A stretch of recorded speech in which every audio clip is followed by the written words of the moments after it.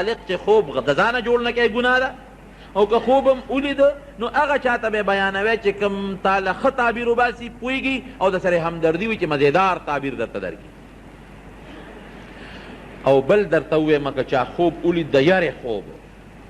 درې قسمه خوب دی. یو هغه خوب چې د الله را طرف نه دی، هغه عموما سار وخت کې سړی ویني. یو هغه خوب چې هغه د شیطان د طرف نه دی، شیطان د یارې خوبونه په دې اړه کې راولي. او دریم هغه خوبونه دي چې یو سړی د ورځې څه کوي نو هغه په خوب کې ویني. لکه مثلا یو کلنډر دی او خوب ویني وي پېښور له باروبار خوب ویني، یا مثلا یو ترکان دی هغه په خوب کې ترکاڼي ویني، یا مثلا یو دکاندار دی هغه په خوب کې دکان کې ناست دی او روجي غوړي تلي. دا دریم دا هغه دي چې د ده په دماغو کې د ورځې کوم شی ناست دی نو خوب کې د شپې هغه وویني. دې له خو هېڅ حقیقت نشته. بل هغه چې شیطان ورته په زړه کې کومه خبره د یارې خوبونه او د هیبت خوبونه ور واچوي، دې له هم څه حقیقت نشته. دریم هغه خوب دی چې رب العالمین رحماني خوب په زړه کې ورته ښه سوچونه را واچوي.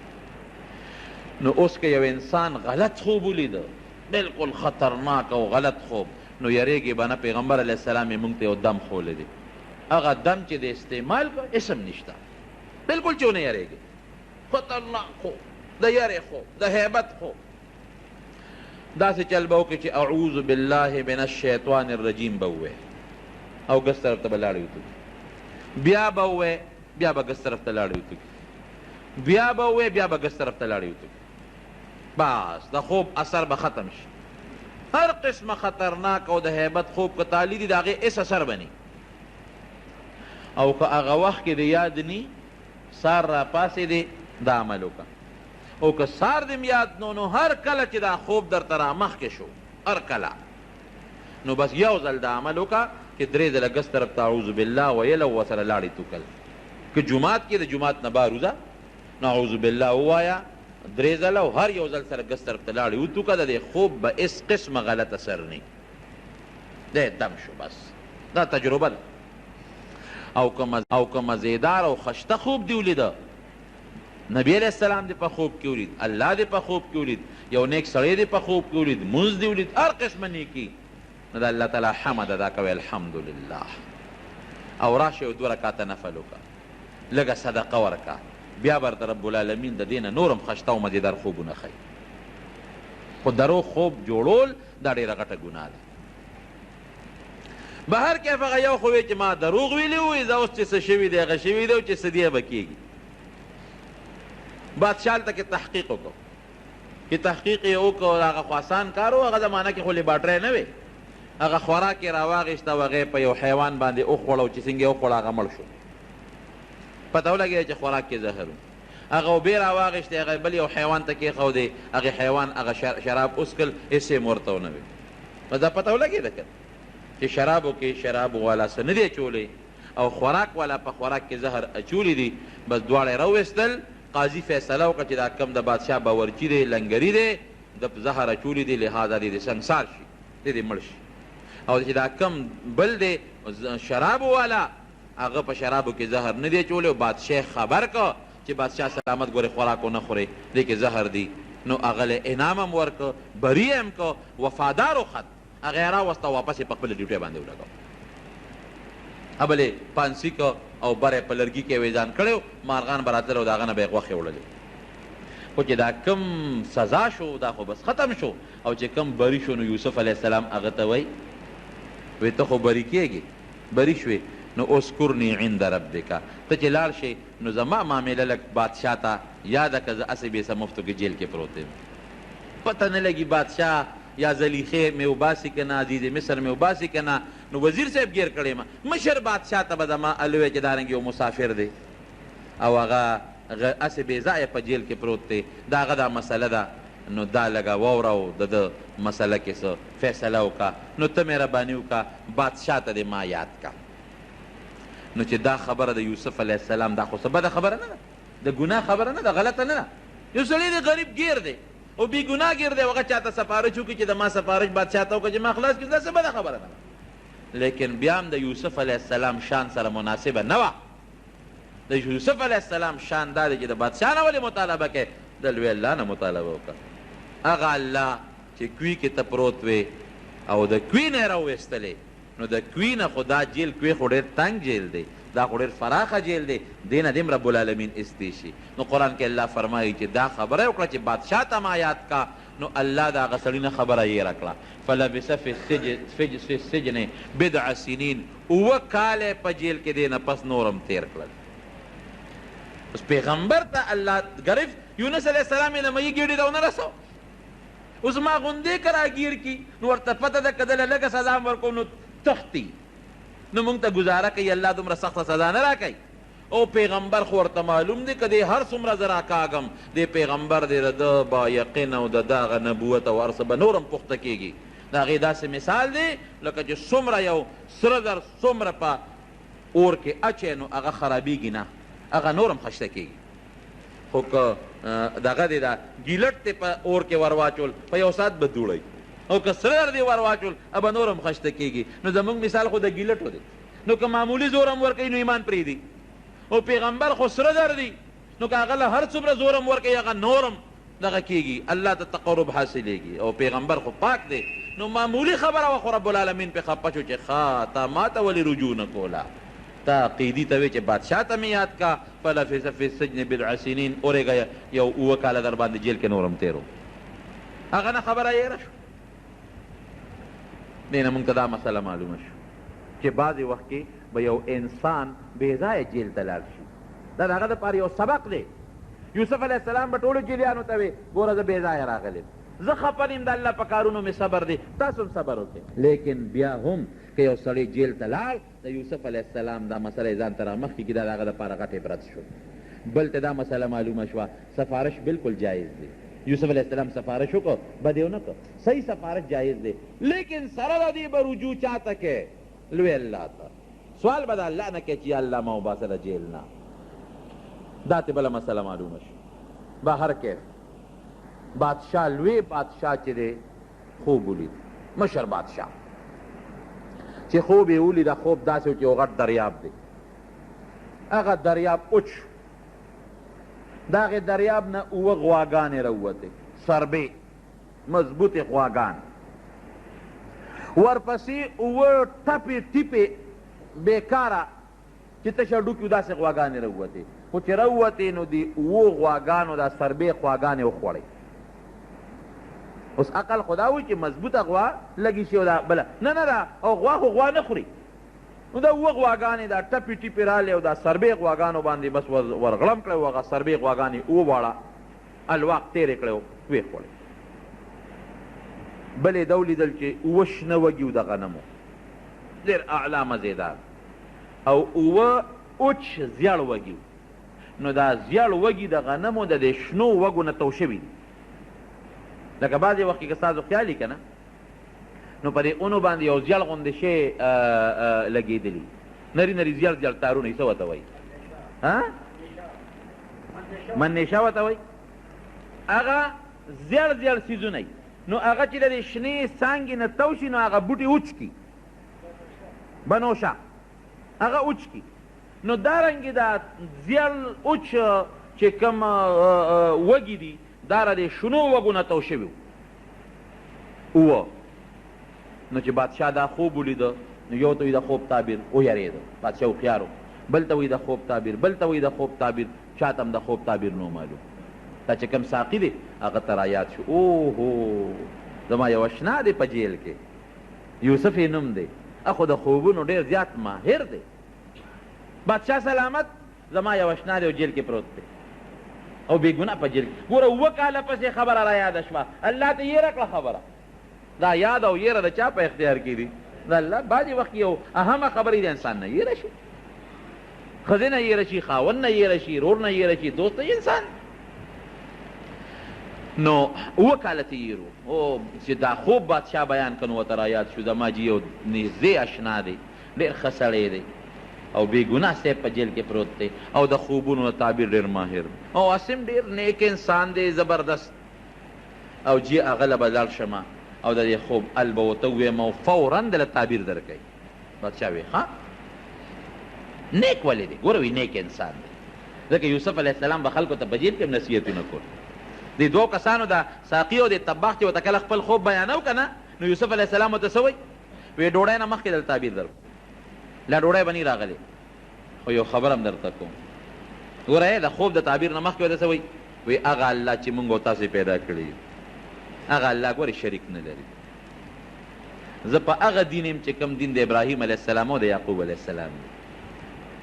دغه الله موږ سره ډېر لوی احسانات کړي دي موږ سره ډېر انعامات کړي دي او ګورې پام کوئ زه د خلکو د دې دین د شرک نه بیزار یم تاسو به هم شرک نه کوئ د یو الله د توحید داعیان به جوړېږئ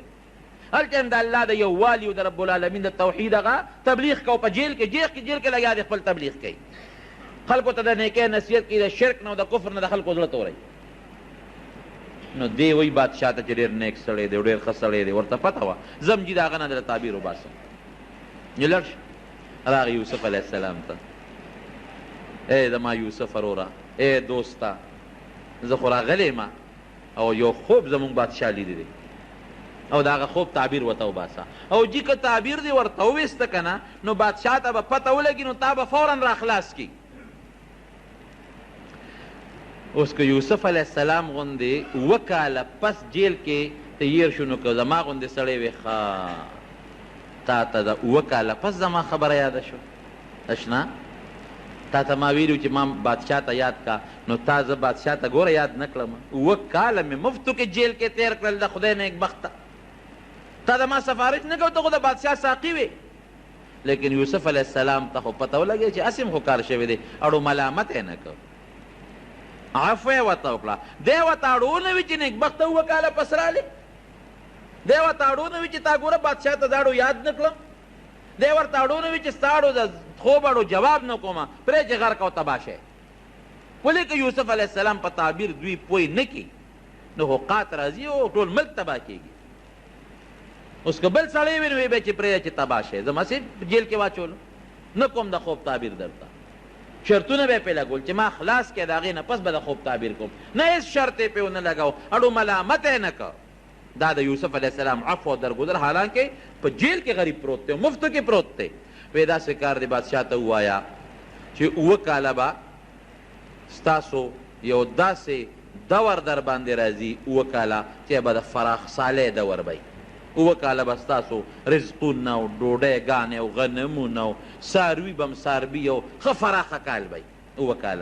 اووه کاله پس به قحط راځي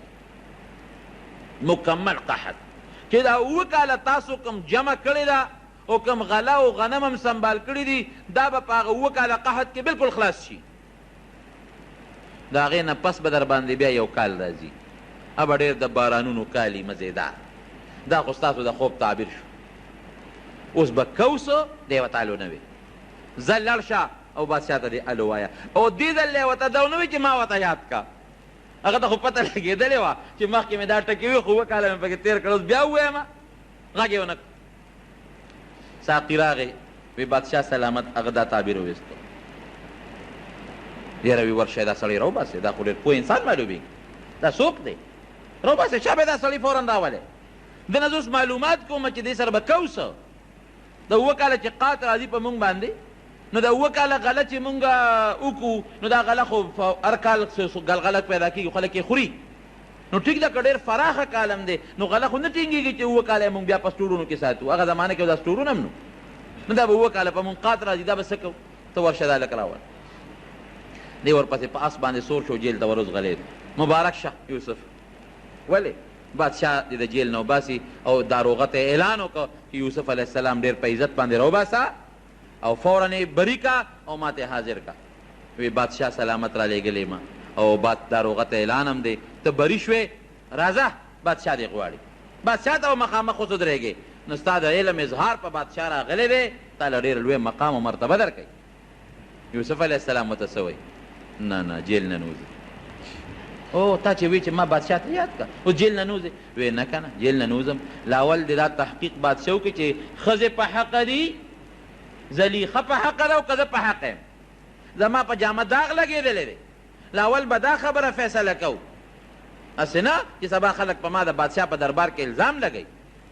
چې د زلیخې ته خدا نه خواسته زما په جامه داغ را نشي لاول به زما او د زلیخې معامله پاکه و او ښکاره به اعلان کېږي چې ګناه د یوسف او که ګناه زلیخې وه د هغې نه پس به د جیل نه وځم نبي کریم صلی الله علیه وسلم فرمای وی رب العالمین دی یوسف علیہ السلام سره ډېر احسان وکړي. وی که د یوسف علیہ السلام په جیل کې زه پروت وی او ماله دقسې سړی راغلی و چې بادشاه دې غواړي نو زه به فورا د جیله وتلی وم. خو یوسف علیہ السلام ګورې د جیل نه نوته او د خپلې مامینې له اول صفۍ راولي د هغې نه پس د جیل نه وي. دا نبي کریم صلی الله علیه وسلم فرمایي. هغه استازی لاړ بادشاه ته وایي چې سړی خو د جیله نه راځي. ولې نه راځي؟ چې د هغه او د زلیخې په منځ کې یو لانجه راغلی و، دی په هغې کې جیل ته تللی دی او وایي چې له اول د زما او د زلیخې معامله پاکه شي نو د هغې نه پس به زه جیل نه وځم. به خلک وایي چې دا ګناه جوړ د یوسف وه خو د خوب تعبیر یې وویسته نو ځکه خلاص شو. نه چې معامله پاکه شي. دې نه زموږ علما دا خبره معلومه چې په یو انسان تهمت ولګي داسې خطرناک تهمت نو پکار وي چې د هغې صفۍ د خلکو په مخ کې راشي. خبره به مجمله کې نه پرېږدي چې مجمله کې دې پرېښوده د خلکو زړه کې به هغه شکونه وي نه چې خبره بالکل پاکه شي نو ښه خبره ده. نو یوسف علیه السلام خپله خبره پاکول غوښتل. بادشاه ښځې راوغوښت د ټولو زلیخې هم کېنوله.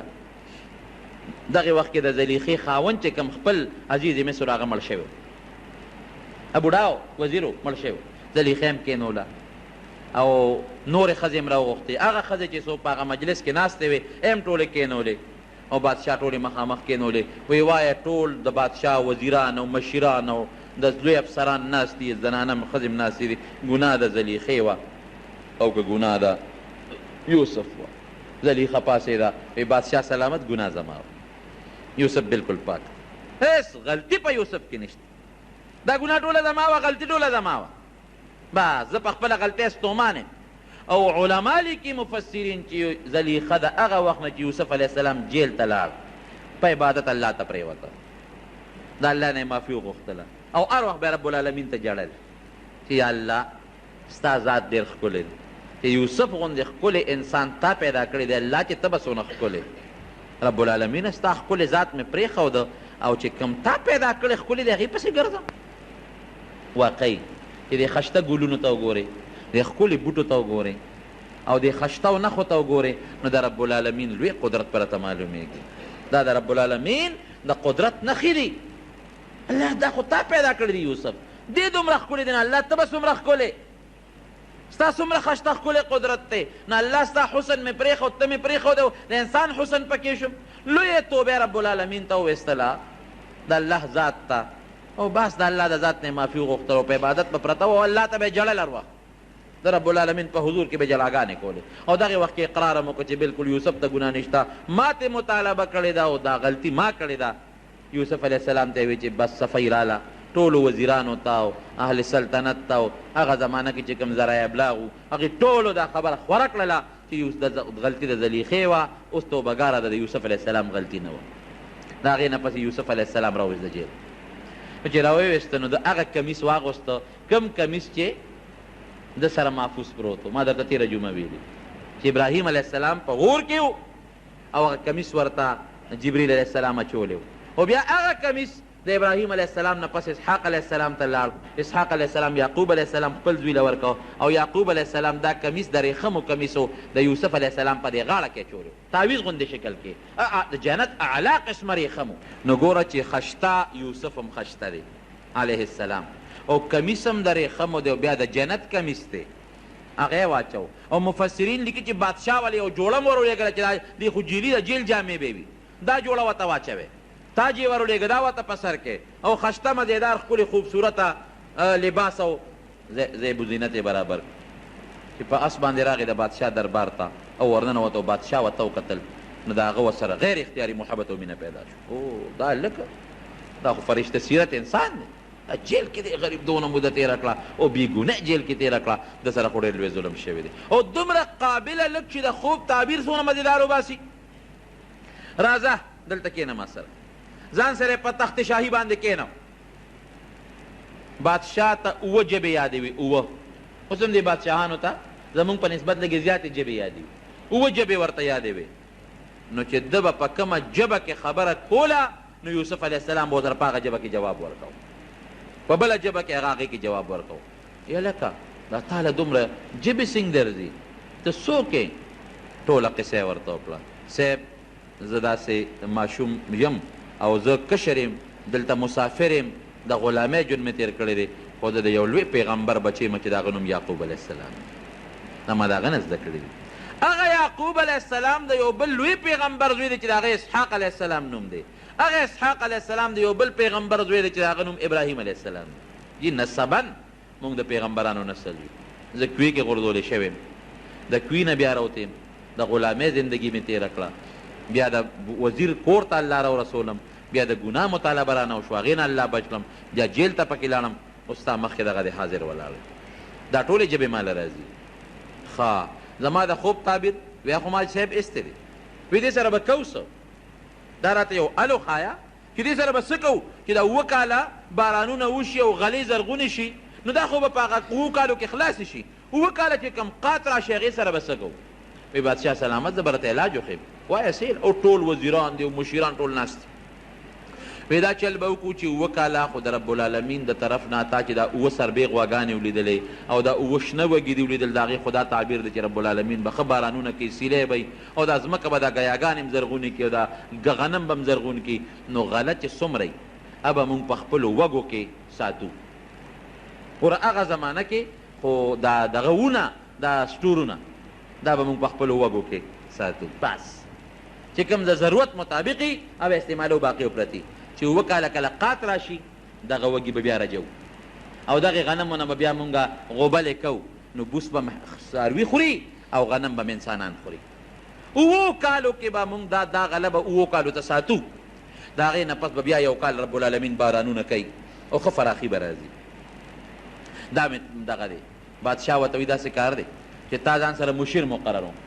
د بادشاهانو مشیران ځکه تا ډېره ښه مزېداره مشوره راکړه. یوسف علیه السلام ته نه مشیر مې مه مقرروه، اجعلني على خزائن الارض، ما وزیر زراعت جوړ کا، وزیر خزانه نه. خزائن الارض د دې وزیر خزانه بعض علما معنا کوي نه وزیر خزانه نه د ځمکې خزانې یعنی وزیر زراعت مې جوړ کا. ولې چې زه دله دا سیسټم برابر کم، دا غله دله محفوظ کم، دا غنم دله په دې اوچو په دې باراني علاقو باندې وکرم او دا 7 کالو دپاره سنبال کم چې د قات مسله ختمه شي. بادشاه وی ډېره ښه وی انی حفیظ علیم، ورې زه امانتګره مې، غلا به نه کوم، خیانت به نه کوم. کم وزیر کم بادشاه چې هغه غلي خیانتګري ملک به چرې ترقي نه کوي،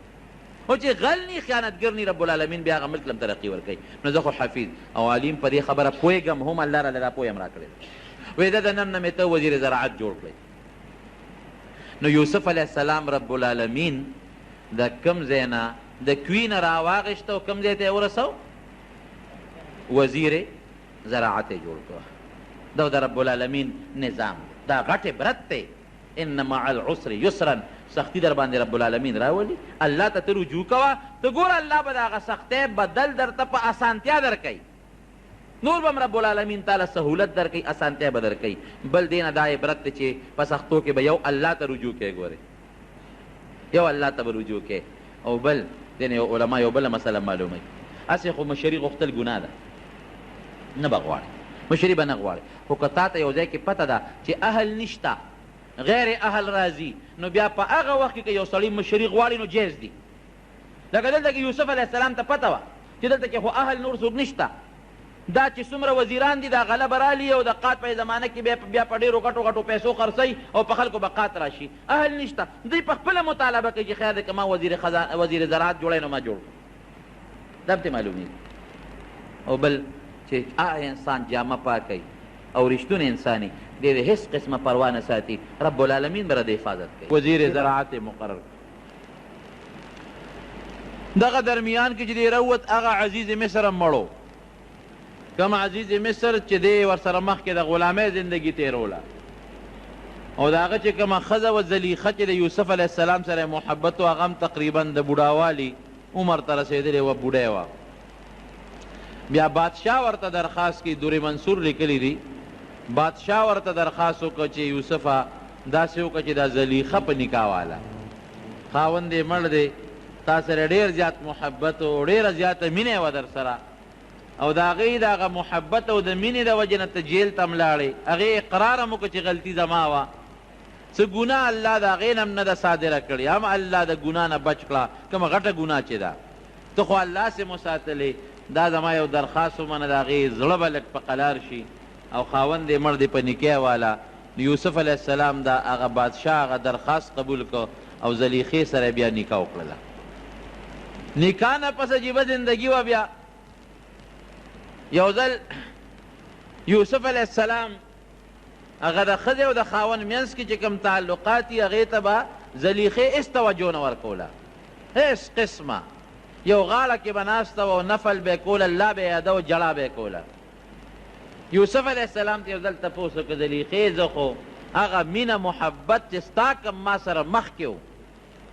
او ته کم محبت تی ما سره لرو هغه خو پرېږده وه چې کم د ښځې د خاوند خپل تعلقي هم را سره نه ساتې دا ولې هغه محبت دې څه شو، هغه مینه دې څه شوه. زه هغه وخت غلام یم، اوس زه وزیر یم او د بادشاه د دربار خاص انسان یم، نو ستا هغه محبت مینه خو ډېره زیاته وه او هغه پرېږده وه هغه د ښځې خاوند چې یو بل سره کمه مینه یو کم محبت یي هغه ما سره اوس نه ساتې دا ولې وی هغه وخت چې زما تا سره کم محبت او مینه وه زما زړه کې خالص ته پروت وی او ته زما په زړه کې موجود وی، خو چې ته جیل ته لاړې او بیا د جیل نه راووتې او ته جیل ته ورسېدې نو ما الله ته رجوع کړې ده، د رب العالمین ذات ته مې رجوع کړې ده. اوس زما ټول زړه د الله سره دی، زما زړه کې اوس هغه شی ختم شوی دی، د هغې په ځای ما الله ته ډېر درخواستونه کړي دي، ډېرې توبې مې وغوښتې دي، ډېرې معافۍ مې وغوښتې دي، او ستا په ځای زما زړه کې الله ناست دی، د الله محبت ناست دی، هغه څیزونه زما د زړه نه وتي دي. ختمه ده هغه خبره. بیا الله تعالی دوه زامن د یوسف علیه السلام او د زلیخې نه پیدا کړل. یوه لور ته الله پیدا کړه، هغه لور بیا د ایوب علیه السلام په نکاح کې ایوب علیه السلام ته واده شوه. بهر کیف چې دی کله واپس راغی او دی وزیر شو، 7 کاله چې کوم خوب لیدلی شوی و د هغه خوب مطابق د فراخۍ کالونه شروع شو، ځمکې داسې غلې راوچتې کړې، غنمان زرغون شو، او هغه زمانه کې چې کومه د ځمکې سبزي وه یا د ځمکې غله وه په ډېر وافر مقدار کې هغه خوب لیدلی شوی و ده چې 7 کاله به بارانونه مي، 7 کاله به غلې م زرغونې شي او د هغې نه پس به 7 کاله قحط وي. نو د 7 کاله چې کوم غله زرغونه شوه حضرت یوسف علیه السلام ته خو الله علم ورکړی و، د هغې دپاره یې غټ غټ ګودامونه جوړ کړل فورا، چې ورپسې ورته پته وه الله ښودلې وه د خوب نه چې 7 کاله قات به راځي. نو که دا غله مونږ اوس ختمه کړو 7 کاله او بیا څه کوو؟ هغه غلی په غټو غټو ګودامونو کې په هغه وږو کې سنبال کړه. تېره جمعه مې تاسو ته ویلي و چې وږي کې غله کېدې نه خرابېږي هم نه، هغه یې سنبال کړل او ټوله یې خوندي کړله. 7 کاله به چې څه خلکو خوړل هغه یې ساتل، او چې کم د حکومت ځمکه وه هغه ځمکه کې هم غلې وکرلې. که د خلکو نه به کومه غله وزګاره شوه د خلکو په پټو کې هغه به هم د فورا واغېشتله او ټول ګودامونه ډک شو. ورپسې 7 کاله قات راغی،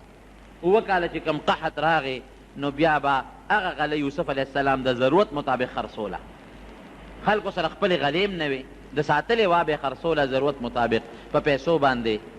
او دارنګې په نورو څیزونو باندې. نو د مصر چې څومره خزانه وه هغې د پیسو نه او د زرو نه د سرو د سپینو نه بلکل ډکه کړه. اوقات داسې و په 7 کاله کې چې د مصر نه بار په میلونو په سوونو میلونو باران بلکل بند و. د کله چې باران بند شي که نه نو ګورې دا رزق که یو سړی وي چې زما ځمکه او زما پټې دی، بېشک دا ځمکه او پټې روزي زرغونوي، خو د چا په حکم یې زرغونوي؟ د الله په حکم. نو خبره مې دې پورې کوله رونو چې هغه 7 کاله قحط راغی، خلکو باندې ډېر لوی قحط راغی. د یوسف علیه السلام پلار چې کوم علاقه کې و کنعان علاقه کې هلته قحط ورسېد، هېڅ هم نو درک نه لګېد. خلکو به دا سپلی او دا پیزار په اوبو کې خوټکه و هغه اوبه به یې څکلې او زاړه ډوکي به خلکو سټل او د اونو پاڼې به خلکو خوړې، د څاروي لاړل ختم شو، اوږې شو، هغه د لوږې د لاسه مړه شو، د تندې د لاسه مړه شو، ځنګلونو کې چې کوم حیوانات و هغه د لوږې تندې د لاسه مړه شو. یعقوب علیه السلام ته د خپلو بچو ووی هغه چې کوم 11 بچي دي، یاره بابا اوس به مونږ څه کوو؟ وی بچو ته طلب پکار دی، وی په مصر کې یو بادشاه دی او خلک د هغه ډېر صفت کوي، عزیز مصر ورته وایي، او هغه ډېر نیک انسان دی، مونږ یې اورو او هغه سره غله ده. نو که مونږ لکه جمع پونچي خپله را جمع کو هلته لاړو او لکه غلطې والو ته اجازت راکړه نو څنګه به یاره بچې وی لاړ شئ دغه بادشاه له. اوس دوی خو یې نه پېژني چې بادشاه څوک دی. یعقوب علیه السلام ته پته نه لګي چې دا بادشاه خو زما زوی یوسف دی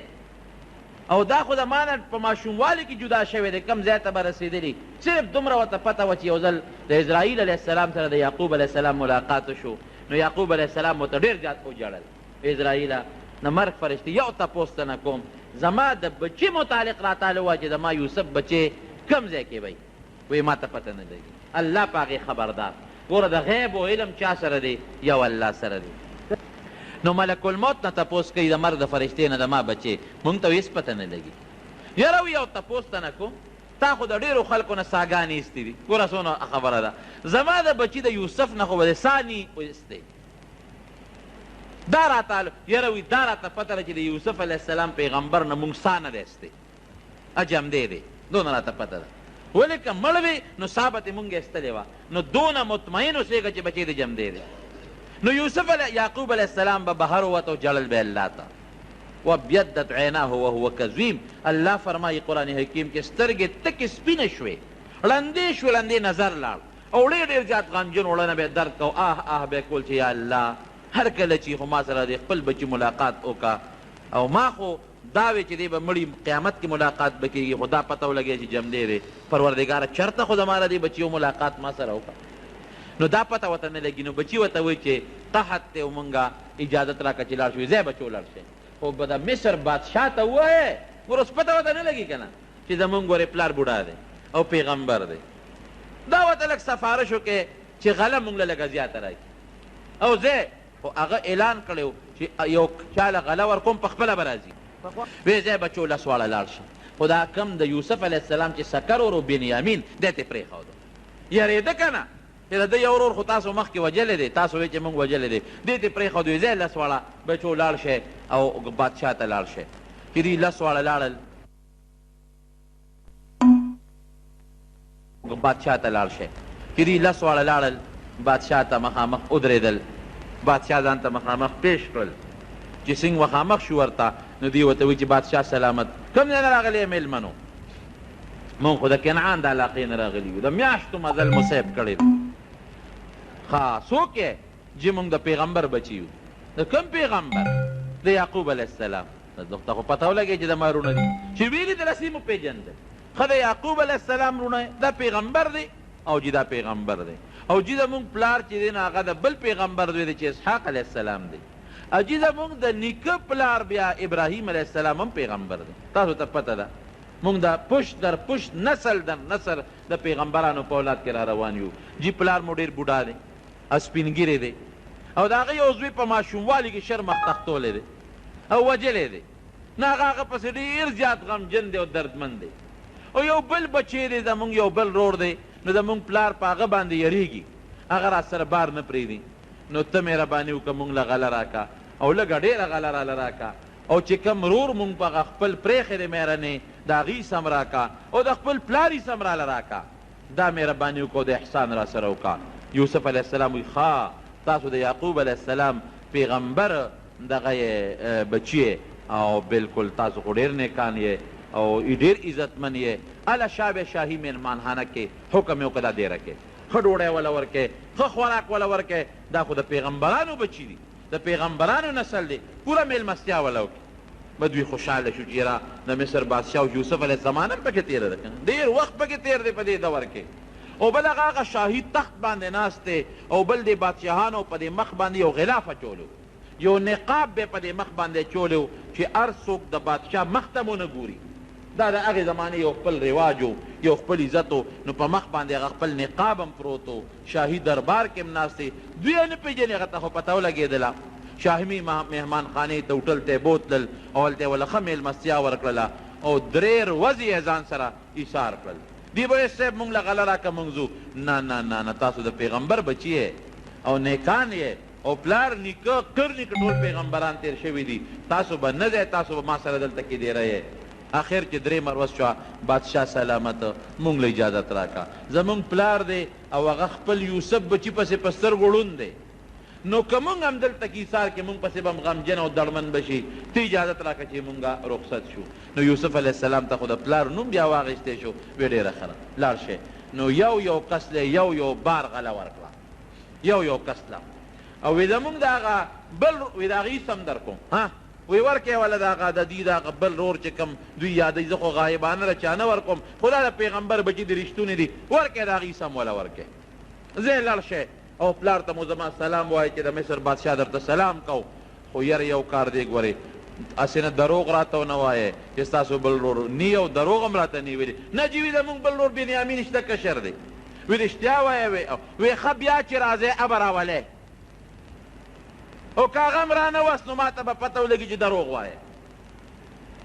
پټګی به م رانه د هغې څه وړي ابه خامخا راولئ او که هغه هم رانه وسته نو بیا به دله غله بلکل نه در کوم بیا خو ته دروغجن یې ما ته وایه شته بیا دروغ وایه ستا ضرور به بل نه ابه خامخا راولئ وجدې ابه راولئ پلار ته به مینه زاري کو نو چې دې څنګه قافله رخصتوله نو یوسف علیه السلام هغه خپلو کار خاص ته وی دوی چې کومې پیسې میسې راوړي دي که نه دا والا په د غنمو په یو بوج کې وربندې کړې دا ورته واپس کړې دا واپس کړې ورته دې کې د هغه یو غرض یو حکمت خو پکې د هغه ده چې دا پیسې ورته واپس کړو او لاړ شي نو پلار به مې لږ خوشحاله شي ځکه قحط دی د پیسو درک به مو سره نه لګي دویم غرض یې پکې ده چې دوی به واپس بیا راشي ولې ځکه چې پلار یعقوب علیه السلام به چې اوخو دا خو د بیت المال پیسې تاسو په بوجۍ کې په غلطۍ راغلي دي نو خو پیغمبر دی هغه خو ارامه پیسه نه خوري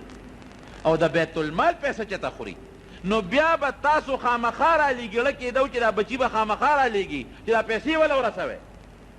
دا خو په غلطۍ کې راغلي دي دا خو د بیت المال شی دی او د بیت المال شی به د پیغمبر او د پیغمبر بچي څنګه خوري نو یو خو دا دی چې دا احسانمن به م شي او د دې پیسو د را رسولو دپاره به واپس دا زامن راولیږي دی ورته پونچي جمع کړله دوی بارونه څاروي بار کړل ورسېدل بابا مونږ خو رالو بلا غلم راوړه خوشحاله و او د مصر بادشاه خو ډېر ښه سړی و او بادشاه بابا زمونږ خو ډېر عزت وکړه ستا د مخه او مونږ له ډېره ښه مېلمستیا راکړه مونږ خو یې نه را پرېښودو او ګوره جي د هغه بل رور غلی هم راکړه چې کوم بنیامین دی چې غلی اوس پړده او بوجونه یې تش کړل هغه د دوی چې کومه پیسه وړې وه او کوم مال یې وړی و هم ورته واپس پکې پراته او بابا مونږ نور څه غواړو وګوره غلی هم راکړه او دونه ښه بادشاه دی چې زمونږ هغه پیسې هم مونږ ته واپس رالېږلي دي داسې ښه سړی دی یعقوب علیه السلام پوه شو وی ګور ښه دا خو واقعي ډېر ښه سړی دی او واقعي ډېر ښه نیک بادشاه دی دا خو پیسې مونږ ته واپس رالېږلي دي بچو داسې وکړئ چې دا غله د مونږ خلاصه شي نو واپس لاړ شئ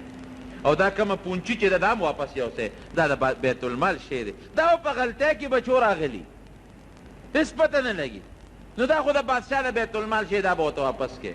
وی بابا مونږ چې ځو مونږ سره بنیامین به پرېږدی نه نه نه بچې بنیامین نه پرېږدو خفه کېږې مه دې نه پرېږدو بابا بادشاه ته مونږ ویلی دي او د هغه د نوم غلم ترې راوړې ده نو چې اوس او مونږ ته یې ویلي نو چې دی به راولی نو چې دی اوس بو نه ځو نو مونږ ورته دروغجن ښکاره شو مونږ له به غله نه راکوي وی نه نه نه نه پام کوئ بس بنیامین نه لیږم یا بادشاه بابا مونږ ذمهوار یو وی هغسې ذمهوار لکه د یوسف علیه السلام متعلق چې مراله ذمهواري راکړې په دوکه م رانه یو ځل یوسف بوته رانه مو جدا که خپل لخت جگر اوس دا د زړه وینه رانه جدا کوې بلکل نه کېږي قطعا دې نه در کوم بابا که نه راکې موږ له غله نه راکړې مونږ ورته ویلي دي د بنیامین حساب ترې راوړی دی غصه به شي بادشاه خیر پلار یې مجبوره کړه چې مجبوره یې که نو دا بنیامین یې ورسره ولېږه وی ځای لاړ شئ بنیامین بوځئ خو ګورې د خدای په نوم درله قسم در کومه چې داسې خیال به پې ساتئ لکه په دې خپل وروڼو چې څنګه ساتئ او چې لاړ شئ نو په بادشاه زمونږ بیا سلام ووایه او د سلام نه پس ورته زما حال بیان کې او ورته ووایه چې دا مېرنی رور مونږ ځان سره راوستلی او پلاره بل رور پسې سترګې ړندېري نو ګورې دی به زر مونږ ته را رخصتې او زر به راځئ بنیامین یې ورسره که قافله روانه شوه لاړه مصر ته ورسېدل دا دویم ځل لاړه چې لاړه صاحبه ورسېدل بادشاه ته ور مخامخ شو بادشاه سلامت السلام علیکم مونږ چې دا خپل لسرونه یو او دا زمونږ هغه مېرنی رور دی کوم چې تا تیر کال مونږ تا نه تلو او تا را دغه له مونږ را کړې وه خو چې تلل نو پلار ورته یو نصیحت کوي یا بنیه لا تدخلوا من باب واحد وادخلوا من ابواب متفرقه بچو ګورې چې وردی د مصر نو په یو دروازه به نه وردی په ګڼو دروازو ورشئ ځکه د دوی وجودونه غټ غټ او خشته او مزېدار د پیغمبر بچي او خلکو ته پته هم چې دا خو 11 رونه دي نو پام کوئ په یو ګیټ ور داخل نه شئ که په یو دروازه ورلی نظر به مو وی په یو دروازه به نه وردی دو په یو دروازه یو په بله دروازه درې په بله داسې خواره شئ چې نظر مو نه وی بهر کې چې دوی په هغه ګڼو دروازو ورننوتل او یوسف علیه السلام ته ور مخامخ شو نو هغه خو پېژندل عرفهم وهم له منکرون هغه وپېژندل چې دا د مارونه دي دوی نه پېژند چې دا یوسف علیه السلام دی بادشاه سلامت مونږ خو بیا رالو مونږ د یعقوب علیه السلام پیغمبر بچي یو که نه چې پروس کال راغلي دا هغه زمونږ رور دی چې د غله درنه مونږ پروس کال وړې وه ځان سره مو دې راوستې بادشاه سلامت مونږ له به اوس غله بیا راکې مونږ نار یو هغه غله ختمه کړه او زمونږ پلار پیغمبر دی او ډېر سخي دی جي دومره سخي دی چې هغه غله خلکو له ورکوي هغه ته خو پته وه چې دا خو زما پلار واقعي سخي دی هغه چې څو هغه خلکو باندې ویشي خلکو له مفت ورکوي او جي ګورې څه شته دې هم نه څه داسې بېکاره غوندې پونچي م راوړې ده داسې پوره پیسې میسې هم نشته غریبانان هم یو نو ته دا مهرباني وکړه چې مونږ له پوره غله راکړه او د دې رور غله م راکړه دا د دې را سره راوستی دی هغه حکم وکړه شاهي مهرمان خانې ته وی یو کمره دوی له اوس هم دا مېلمانه چې راشي دوه کسو له یو کمره په دې هوټل کې ورکوي یا یو کس له یو کمره ورکوي وی د دوه کسو دوه کټیزې کمره د دوه کسو دې دوی له ورکوي شابه هله دوی ښه عزت وکړئ ښه مېلمستیا ورکوئ ګورې دا د کنعان د علاقې د بادشاه بچي دي او د پیغمبر بچي دي شابه نو جی تاسو دوه د هغې کوټې یوسف علیه السلام په خپله ورسره پاسېد راځئ زه تاسو له کمرې تقسیموم تاسو دوه دې کمرې ته ننوځئ دا ستاسو شوه دا تاسو دوه دې ته تاسو دوه دې ته تاسو دوه دې ته تاسو دوه دې ته خو لس کسه و لس وروڼه دوه تقسیم شو بنیامین یوازې پاتې شو دوی په جړا شو اوس بنیامین ته دا پته نه لګي چې دا یوسف دی زما رور دی ولې جاړې مېلمه جړا په دې راله چې ارمان زما یو ورور یوسف هغه یو وخت شر مخ تختولی دی ارمان که هغه جم دی اوس به دا و هغه هم د یو کوټې ته ننوتي ها چې ته خفه نه شې که ستا هغه رور نشته زه یم که نه مه خفه کېږه تاسو غوره پیغمبر بچی یې تا سره به زه یو ځای ډوډۍ خورم دې کوټه کې دا د پیغمبر بچي دی ګورې یوسف علیه السلام چې دوی پویم نه شي او دوی ځان له دوه کسو له مېلمستیا هم ورکوي هر یو له ځان له خپلې کوټې ته ولېږې او دا یو پکې خالي د ملګري د سره زه ملګری شوم تاسو پیغمبر بچی یې زه به ستاسو عزت کوم احترام به کوم یو ځای به سره ډوډۍ خورم کوټې ته ننوتل دواړه هغه خپل دغه ورته غلاف یې ورته مخ نه لرې کړ روبن ورته مونږ وایو بادشاهانو بادشاه لوی احسان کړی ستا دې وروڼو زه شر مخ نه یم خوړلی دوی ته یې غورځولي نورې خبرې به قصې بیا وروسته کوو وروره خو بس خفه کېږم او زه به ځان سره اوس پاتې کوم خوښه دې ده وی ورورې ما ځان سره پاتې کړه خو بابا سره به څه کوو وی بابا هم راولو غږ مه کوه ما ته رب العالمین هر څه برابرۍ قرآن کې الله فرمایي وکذلک مکننا لیوسف فی الارض مونږ یوسف علیه السلام له په ځمکه کې یو قدرت او طاقت ورکړو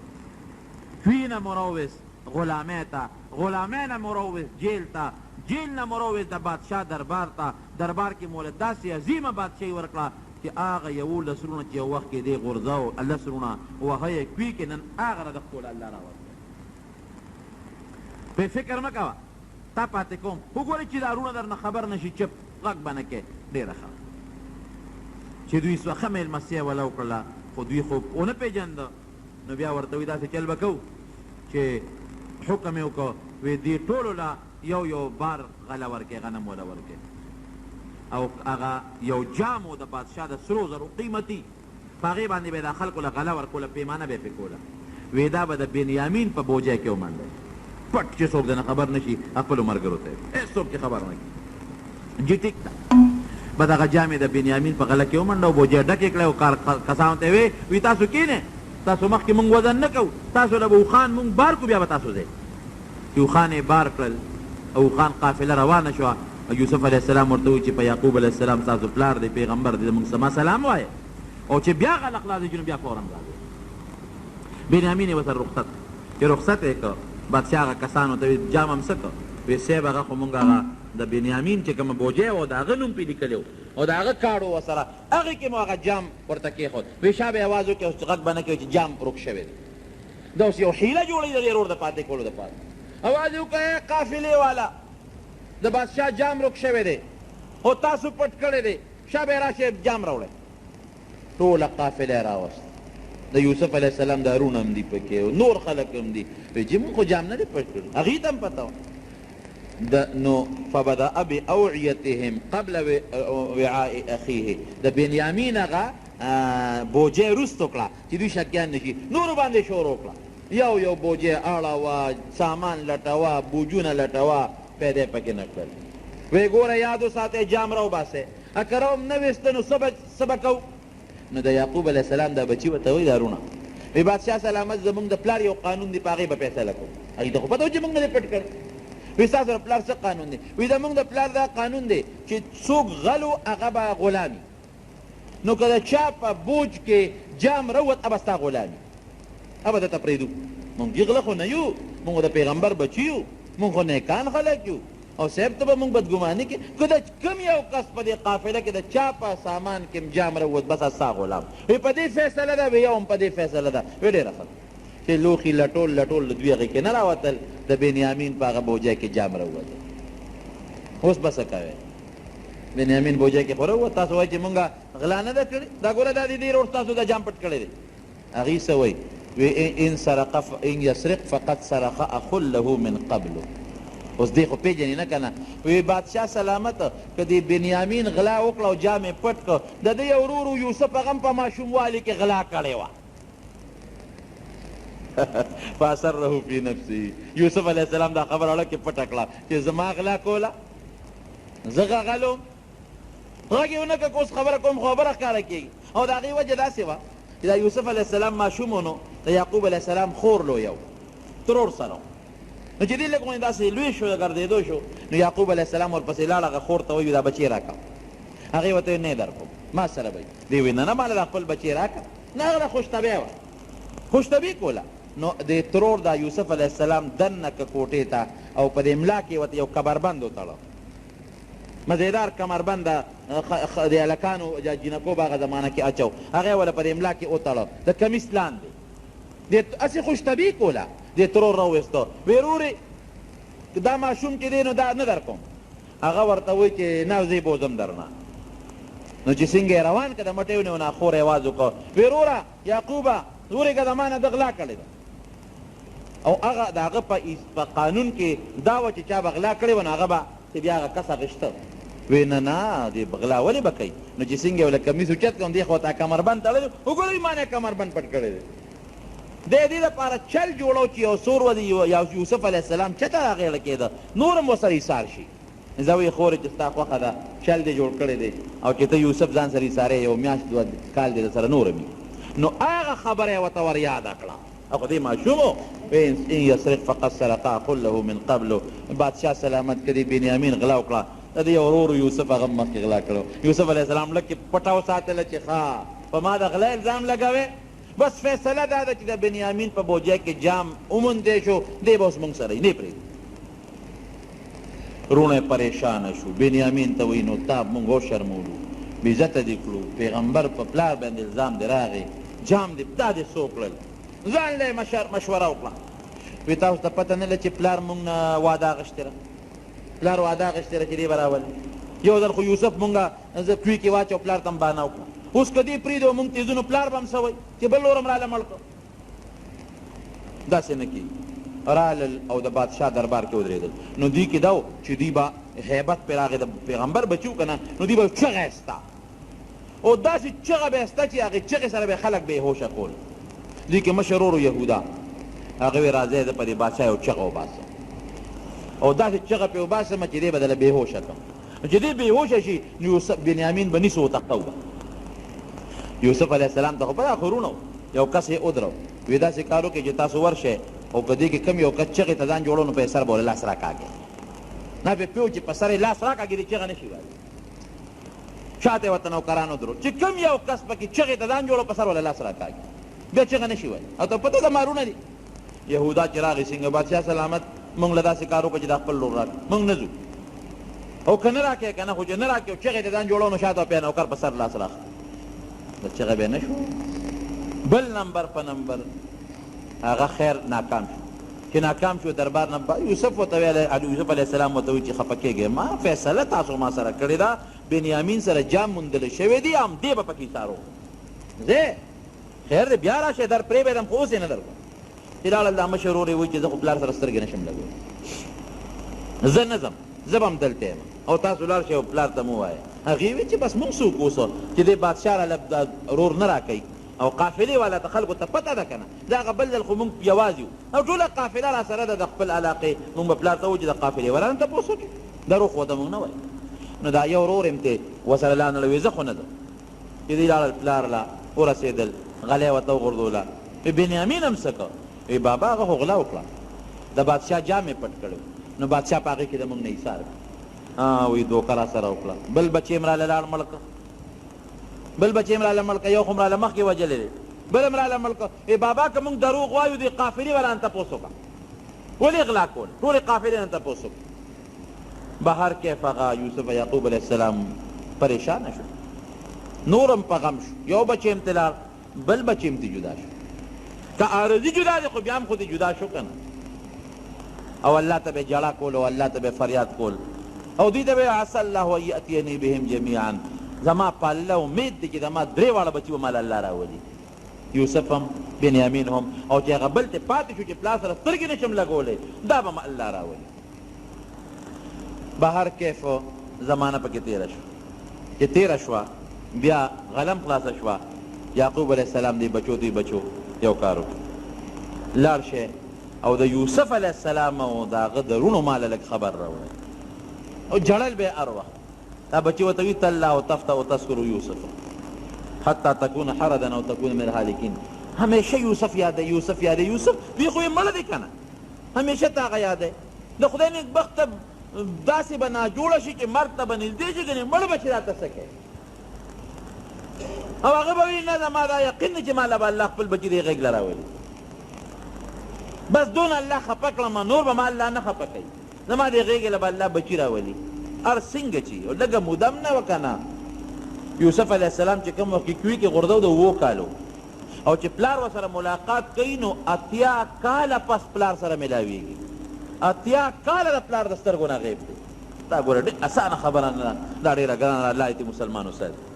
هغه چا پړه تېرېږي چې چا نه لږ غوندې بچې یا چې ته وتښتي یا چې ته غیب شي دا ډېر ګران درد دی ډېر ګران درد الله دې مسلمان وساتي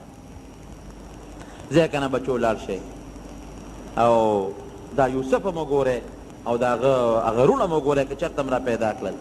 دی بیا لاړل چې څنګه دی لاړله او یوسف علیه السلام ته ور مخامخ شو ور ورسېدل نو یوسف علیه السلام ته وایي په جړا شو ورته او د یعقوب علیه السلام خط یې وله ورکړ مخکې یعقوب علیه السلام خط نو لیکه دی له خط ولیکه یعقوب علیه السلام په دې خط کې لیکه چې ای د مصر بادشاه ول عجیبه خط لیکي ای د مصر بادشاه ما ته پته لګېدلې چې ته ډېر نیک سړی او زوی ته خط لیکي خو پته خو ته نه لګي که نه ته ډېر نیک سړی او ډېر ښه سړی او موږ سره تا په دې قحط په زمانه کې ډېر لوی احسانات کړي لیکن زه راته خپل یو ال ویم زما پلار چې نیکه چې ابراهیم علیه السلام په هغه دومره سخته تېره وه چې هغه بادشاه په اور کې غورځولو نو زما په نیکه هم ډېره سخته تېره شوې ده خو د اور نه الله پاک سالم راوست بیا زما په پلار باندې هم دونه سخته تېره شوه چې چاړه والا په مری کېښودی شو اسحاق علیه السلام زما په تره باندې په اسماعیل علیه السلام سخته تېره شوه زما په تره په اسماعیل علیه السلام باندې سخته تېره شوه چې هغه له په مری باندې چاړه کېښودی شوه هغه م الله بچ کړ د مصر بادشاه ما باندې هم ډېره لویه سخته تېره شوې ده ډېر لوی غم را باندې تېر شوی دی د یو بچي چې زما د 7 کالو یو ماشوم بچی هغه زما نه جدا شوی دی 80 کالو شو چې هغه پسې زه جاړم او هغه ما ته دا بچي و چې شرمخ خوړلی دی لیکن هېڅ پته نه لګي چې هغه به کوم ځای وي بادشاه سلامت ډېر غمجن یم زړه مې ډېر درد کوي دا راته پته نه لګي چې زما بچی به نور ته ناست دي که سوري ته به زما بچی به د چا خدمت کې وي او که په آرام به زما بچی به جوړي او که زما بچی به نه جوړی نو په نیکه مې سخته تېره شوه په تره مې سخته تېره شوه په ما اور بل شو 80 کالو چې زما نه خپل لخت جګر د زړه میوه زما نه جدا ده بادشاه سلامت بل یو بچی مې و چې په هغې به ما د هغه رک بچي یوسف مینه ماته وله رانه تا ګیر کړ نو بادشاه سلامت زه ډېر زیات غمجن یم ټوله شپه جاړم ټوله ورځ الله ته جاړم او سترګې مې دې بچي پسې ړندې دي نو ته د الله لحاظ وکړه او ما ته د خپل زوی بنیامین راولېږه چې دې رانه پاتې نه کې که دې دې رو نه لېږه نو داسې خیرې به درته وکړم زه د پیغمبر یم او د پیغمبر اولاد یم داسې خیرې به درته وکړم چې ستا اوو پشتو پورې بچو ته به د هغه خیر و اثر ګورې ورسېږي سم شه بادشاه سلامت ما له خپل نیازبین بچې فورا راولېږه غلک رالیږي که نه رالیږي خو ما له خپل بچې راولېږي نو چې یوسف علیه السلام ته دې خط ته وکتل او خط یې ولید او د پلار هغه فریاد یې ولید نو بې اختیاره په ژړا شو ډېر زیات یې وژړل ډېر زیات خط به یې راواخېستو کله به په سترګو کېښود کله به په خولې باندې په شونډو کېښود کله به یې ښکله او کله به په سترګو یې ښود او ډېر یې وژړل ښه بابا واقعي دا خو ډېره زیاته سخته ده ابراهیم علیه السلام ورته رایاد شو خپل نیکه اسماعیل علیه السلام اسحاق علیه السلام یعقوب علیه السلام هغه خپله زندګي چې واقعي د ما پلار خو دا د ما لا پلار دی چې جمدی دی په دومره غمونو کې دی ورته الوي چې دغسې تا زمونږ رور چې دی نو هغه مونږ نه شرمه خوړی دی بل لوره نه تا کېنه او بادشاه د مونږ په حال ډېر دردمن یو رحم را باندې وکړو دا بنیامین را سره پرېږده پلار مو ړوند دی ګنې مري هغه خط یې وکړ ښکل یې کړ په دې سترګو یې کېښود نو هغه نقاب یې ورته اوچت اوچت یې کړ تاسو ته پته ده چې تاسو یوسف سره څه کړي تاسو ته پته خبر یې تاسو وایي چې یوسف شرمخ تختولی دی تاسو ته پته ده چې هغه سره هم څه کړي دي هغه خپل تخت شاهي تاج یې ورته کوز کړ هغه خپل مخ یې ورته ښکاره کړ تاسو خبر یې هغه سره هم څه کړي دي تاسو وایي شرمخ وړلی دی خو چې ده ته یې وکتل او انک لانت یوسف ته یوسف یې یوسف خو ته نه زمونږ ورور انی انا یوسف زه یوسف یم بلکل پام کوئ باز ګوره ملامته کوي یم نه بتاسلا ناصر خان اسلامی کیسٹ ہاؤس بیرون کچہری گیٹ اشرف روڈ سرائے فقیر خان پیښور ښار کې د ناصر خان سره هر ساعت ملاویږي او زه ستاسو ورور یم او دا بنیامین دی او فورا لاړ شئ زما په زړه باندې به ما پلار راوورېده خو دا د الله حکم دا کمیس یې ورته خپل وویست چې کوم هغه کمیس چې ابراهیم علیه السلام ته جبریل علیه السلام د جنت نه راوړی و ده ته بیا میلاو شوی او وینو کې ګورې لیس پیتو هغه کمیس یې راواغېسته په دې دا دوه درې داغ هم پراته دي زما د وجود د وینې زما د وجود د وینې دوه درې داغ هم پرې پراته دي هغه وجود چې تاسو زه والی یم تاسو زه کوی ته وغورځولم او زما وجود زخمي شو هغه وینه هم زما په دې کمیس پرته ده دا مهرباني وکړئ دا کمیس یو سی زما پلاره شابه زر دی او انشاءالله چې زما دا کمیس زما د پلار په مخ تاسو ور واچوئ یرتد ابي بصیرا زما پلار به ډک جوړ وی سترګې به بلکل ټیک ټاک او ټول دا هغه ځای نه را روان شو مصر ته راځئ یو ورځ چې پاتې نه شي فورا دی کمیس یې وله ورکړ روان شو چې دې څنګه روان شو او کمیس یې ورکړه او قافله را روانه شو خوشحاله شو ملامت هم دي یعقوب علیه السلام ته الله اطلاع وکړه د وحي په ذریعه باندې خپلې کور چې کوم بندګانو بیبي وه یا لوڼی وې وی انی لاجد ریح یوسف لولا ان تفندون یاره که تاسو ما ته ناپویه نه وایئ که نه نو په ما نن د یوسف علیه السلام د یوسف بچي خوشبویي را باندې لګېږي د هغه خوشبویي محسوسوم خو که دا درته ویم نو ما ته بیا به تاسو وایئ چې یاره عقل دې کار نه کوي پویه دې کار نه کوي را باندې الزام به ولګوئ نو که دا الزام نه لګوئ نو زه راته دا وایم چې زما باندې د خپل بچي د یوسف خوشبویي لګي هغې ورته بیا وایي ګوره ته بار بار یوسف یادی بیمار بشي مړ بشي دا ته څه کوې وی نه په ما خوشبویي لګي او محسوسومه د هغه خشته خوشبویي او هغه لهر د هغه په ما را روان دی په ما باندې لګي بچي راورسېدل چې څنګه راورسېدل بس فورا هغه کمیس یې راواغېست بابا مبارک شه هغه کمیس یې راواغېست د یعقوب علیه السلام په دا مخ یې ورغورځو خو چې ور ویې غورځو د سترګې بینا شوې نظر یې ولګېد زړه یې خوشحاله شو خوشحالی نه وجړل ما نه وی تاسو ته تاسو په ما باندې الزامونه لګول ما راته نه وی بس بچي فورا خپو ته پرېوتل بابا مونږ معاف که مونږ معاف که مونږ بخښنه غواړو هسته خو ښکاره شو که نه چې بچي خو مونږ بوته د کوی کې م غورځولی دی بابا مونږ معاف که بابا ورته څه وایي سوف استغفر لکم ربي زه تاسو له بخښنه به غواړم لږ صبر راته وکړئ یو ټیم را روان دی هغه وخت به زه د رب العالمین په دربار کې ستاسو دپاره بخښنه غواړم بخښنه یې وله وغوښته بابا و یوسف علیه السلام خو چې زر راځئ جمدی دی د مصر بادشاه دی زمونږ یې ډېر عزت کړی دی او دا مونږ له غلې راکوي دا هغه راکولې وی ځای چې ځو د 2 کسانو قافله تیاره شوه. دغه وخت کې د یعقوب علیه السلام بچي او نوسي او کړوسي 72 کسانو 2 کسان د هغې قافله تیاره شوه او د مصر د طرف ته روان دي. یوسف علیه السلام هغه خو کسان کېنولي وو چې دوی را نږدې شي نو فورا ما له اطلاع راکړې. حضرت یوسف علیه السلام ورته استقبال لره وویل د مصر د ښار نه سره د وزیرانو سره د مشیرانو سره د سلطنت او د بادشاهۍ د خلقو دنیا کې یوسف علیه السلام روزي خو نور خلق به هم روزي. هم پیغمبر دی، یوازې بادشاه نه دی، پیغمبر هم دی. دنیا لوی استقبال جوړ دی، عظیم الشان استقبال او تخت شاهي هم بار راستی دی او یو لوی قناتونه دي او صاحبه دغه دي دا څه ورته ویل کېږي د هغې زمانې چې کوم د عزت سامان دی ټول روغ کړي او لویه جلسه جوړه ده. ولې د یوسف علیه السلام پلار را روان دی، د یوسف علیه السلام رونه را روان دي د بادشاه او 80 کاله پس ورسره ملاقات کېږي. تخت شاهي باندې یوسف علیه السلام ناست دی او چې کله دا پلار وله راورسېده نو ورته غاړه وتل یو بل ته ډېر زیات یې وژړل دواړو یو بل ته. الله ورته حکم کوي یوسف علیه السلام ته چې ګورې ته به دلته ولاړ او زما خپل یو فیصله ده. تا یو خوب په ماشوموالي کې لیدلی و د 5 کالو 4 کالو چې تا خوب لیدلی و هغه رښتیا کوم. انی رأیت 11 کوکبا والشمس والقمر رأیتهم لی ساجدین. تا ویلي چې 11 ستوري نور او سپومې به ما ته سجده کوي، دا دې لیدي. اوس هغه به کېږي، صبر کوه. نو د هغې به دا قاعده وه چې بادشاه له به څوک رالل نو سر به یې ټیټ کړو او یا په سجده به پرېوتل. سجده د الله نه ما سوا بل چاته زمونږ په دې امت کې بلکل منع ده، بلکل منع.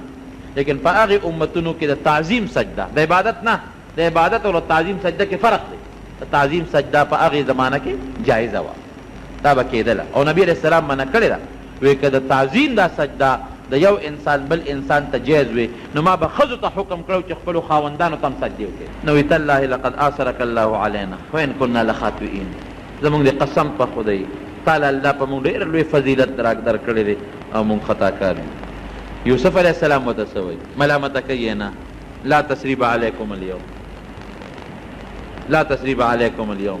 یغفر الله لکم. اس ملامت یا در باندې نشته، اس فکر ونه کې الله تاسو مبخه، الله دې مونږ وبخښي. چې څوک چانه بخښنه وغواړي دا ورته وایي چې بس زه معافي غواړم، هغې هم ورته وایي چې څه نشته، خبره خلاصه شوه. دا د یوسف علیه السلام او د یعقوب علیه السلام طریقه ده، د هغې شیوه ده. بیا یعقوب علیه السلام وفات شو په مصر کې او د هغې نه 30 کاله پس یوسف علیه السلام هم وفات شو. د 113 کالو په عمر کې یوسف علیه السلام وفات شو او بیا د مصر د دریاب یو غاړه کې دفن شو. او بیا چې کله دریاب روانې کو نو بیا یوسف علیه السلام هغې روچت که قبر کې او بل ځای کې دفن که. نبی کریم صلی الله علیه وسلم په یو موقع فرمایي د موسی علیه السلام متعلق هم او د یوسف علیه السلام متعلق هم، د دواړو متعلق فرمایي. وی ما ته هغه ځای نه معلوم دي، که زه هغه ځای کې وې نو تا ورته ما د موسی علیه السلام قبر به هم ښولی. یو حدیث کې داسې راځي او بلکې داسې هم راځي چې د یوسف علیه السلام قبر به هم درته ښولی چې هغه کوم ځای کې د هغه قبر دی. ما ته معلوم تا بسې نه کوې. خو به هر کیف الله دی مونږ د مصیبتونو او آفتونو نه وساتي او الله دې زمونږ ارواح د دغې مقربو انبیاو سره ملګري کړي. ښه ده یو ملګري څه دعا غواړي، څه مقصد ده